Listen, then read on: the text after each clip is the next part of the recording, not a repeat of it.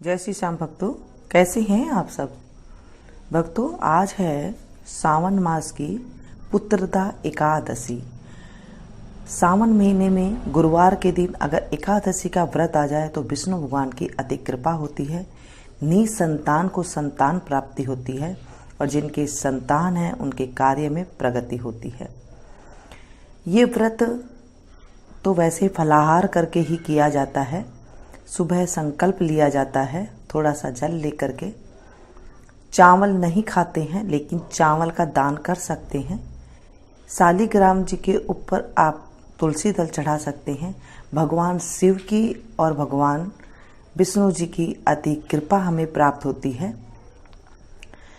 तो अगर आप व्रत ना कर सके तो कथा अवश्य सुने और थोड़े से नियम का आप जरूर पालन करें। थोड़ा सा नियम ये है कि प्याज लहसुन का आप त्याग करें, कम बोलें और साथ में जो है आप थोड़ा खा लें। जैसे कभी दही खा लिया एक टाइम पे तो एक टाइम पे आपने अन्न का भोजन कर लिया, तो इस टाइम पे जो इस तरह भी जो है व्रत पूरा हो जाता है। भगवान शिव पर आप नारियल चढ़ा सकते हैं। विष्णु जी के मंदिर में आज नारियल चढ़ा सकते हैं। तुलसी माता के पौधा जो है उसके नीचे आप नारियल चढ़ा सकते हैं। तो जिन्हें पुत्र नहीं है उन्हें पुत्र की प्राप्ति होती है और जिन्हें संतान नहीं है उन्हें संतान की प्राप्ति क्या होती है। ऐसे हमारे बड़े बुजुर्ग कहते हैं, ऐसे हमारे शास्त्र कहते हैं। तो चलिए आज शुरू करते हैं हम पुत्रदा एकादशी व्रत का महत्व। आज विष्णु सहस्त्र नाम का पाठ भी करना चाहिए।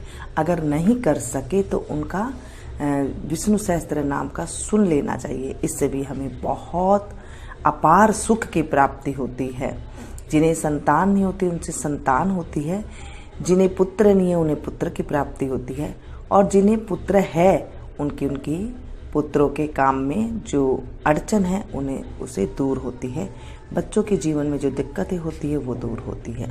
बोलिए विष्णु भगवान की जय, एकादशी मैया की जय, शंकर भगवान की जय।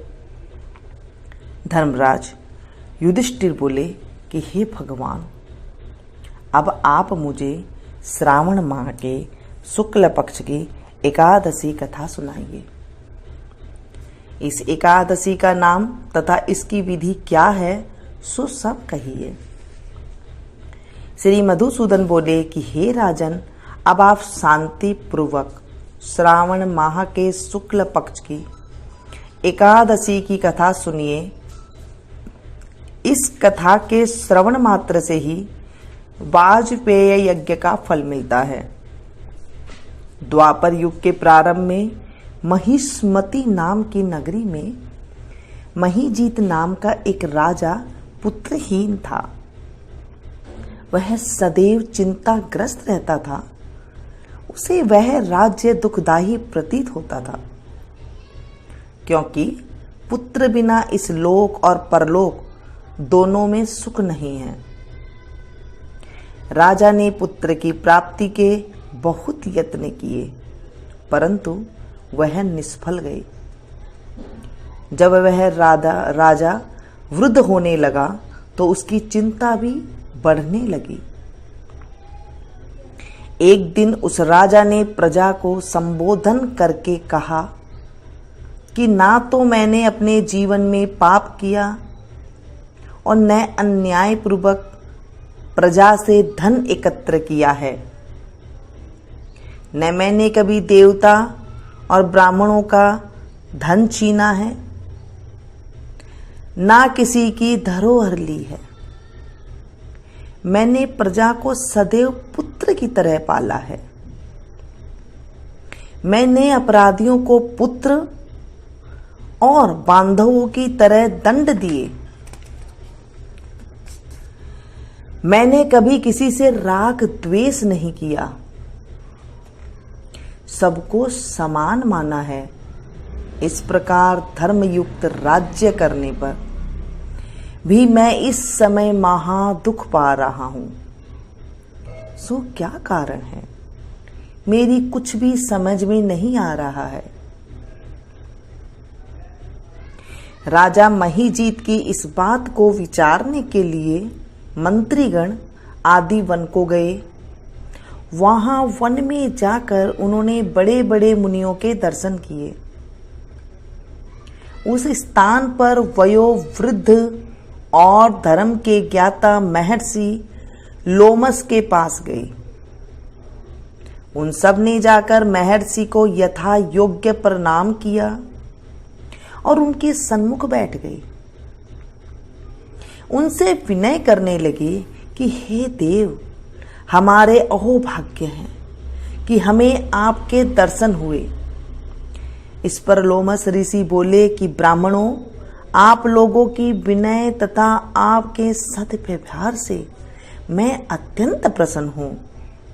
अब आप मुझे अपने आने का कारण बतलाइए।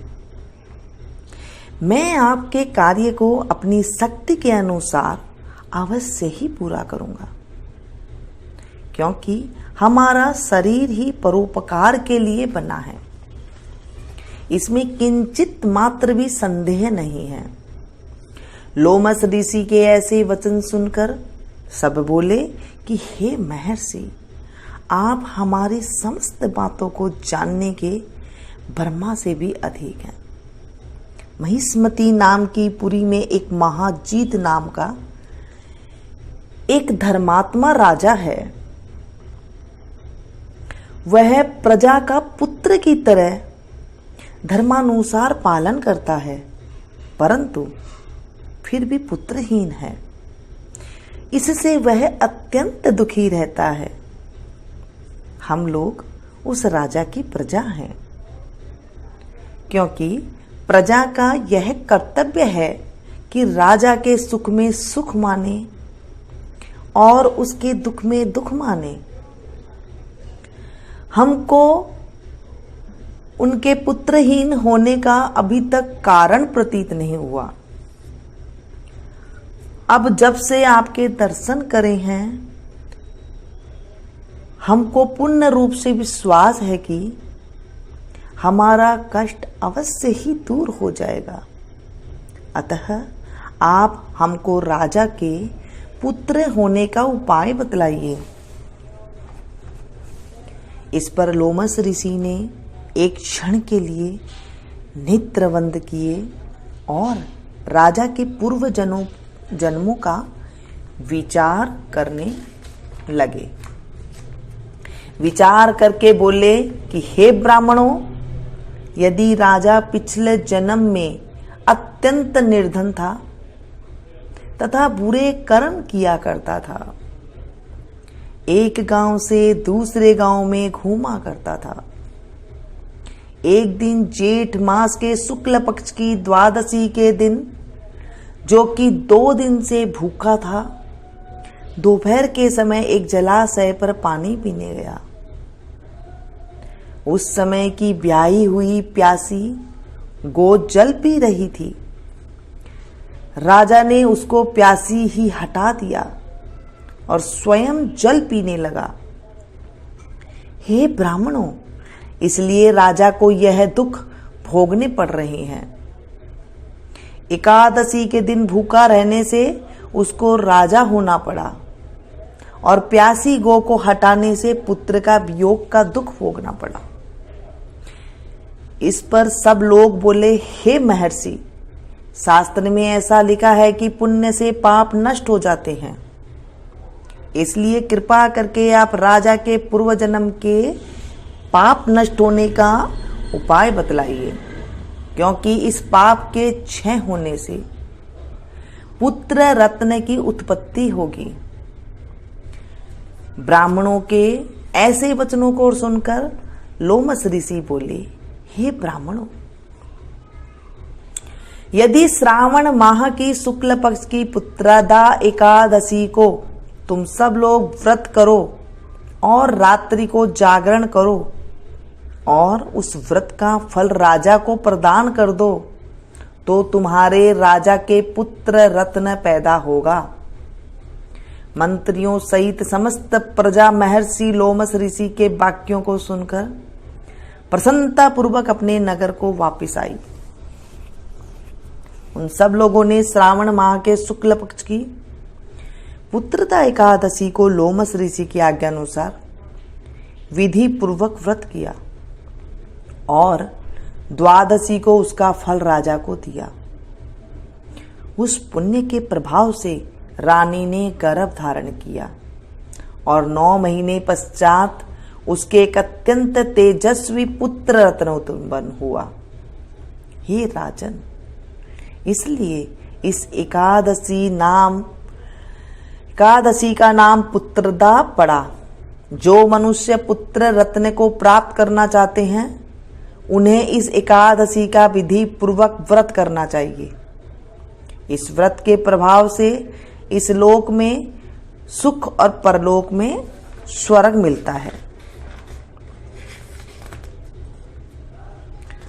बोलिए विष्णु भगवान की जय, एकादशी मैया की जय, शंकर भगवान की जय।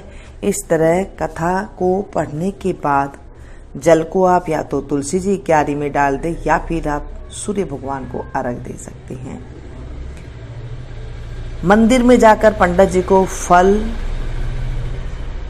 और चावल जरूर दान में दें। चावल खाते नहीं है लेकिन दान जरूर कर सकते हैं। कुछ मिठाइयाँ दे सकते हैं जिसमें अन्न ना हो। साबूदाना की जो सामक की खीर वगैरह होती है वो आप दे सकते हैं, भोजन करा सकते हैं। कुछ भी नहीं है तो आप घर बैठ के भगवान जी का नाम स्मरण कर सकते हैं, नमः शिवाय का जाप कर सकते हैं, विष्णु सहस्त्र नाम का पाठ सुन सकते हैं। फल अवश्य मिलता है दोस्तों, क्योंकि ये सावन माह की पुत्रदा एकादशी है जो साल में 2 बार आती है। पुत्रदा एकादशी एक अभी आई है गर्मियों के मौसम में सावन महीने में और एक आएगी सर्दियों के मौसम में पौष के महीने में। तो इसलिए आप इन व्रतों को जरूर करें। नहीं कर सकते तो कथा अवश्य सुने और इसके बाद आप विष्णु जी की आरती करें तो अवश्य फल की प्राप्ति होती है। उम्मीद करती हूँ ये कथा आपको पसंद आई होगी। पसंद आए तो प्लीज़ एक लाइक जरूर दें। इसे ज़्यादा से ज़्यादा अपनों के साथ शेयर कीजिएगा, क्योंकि जब हम किसी अच्छी चीज़ को शेयर करते हैं, भगवान के नाम को शेयर करते हैं, और आज तो पुत्रदा एकादशी है, जब हम किसी को सुनते हैं, सुनाते हैं और हुंकारा भरते हैं तो हमारे जीवन में पुण्य की प्राप्ति होती है और हमारे जीवन में अच्छा होने लगता है। तो बोले विष्णु भगवान की जय। मिलती हूँ फिर से एक नई कथा के साथ, नई जानकारी के साथ। तब तक आप लोग देखते रहिए मीनू संगीत। Thank you.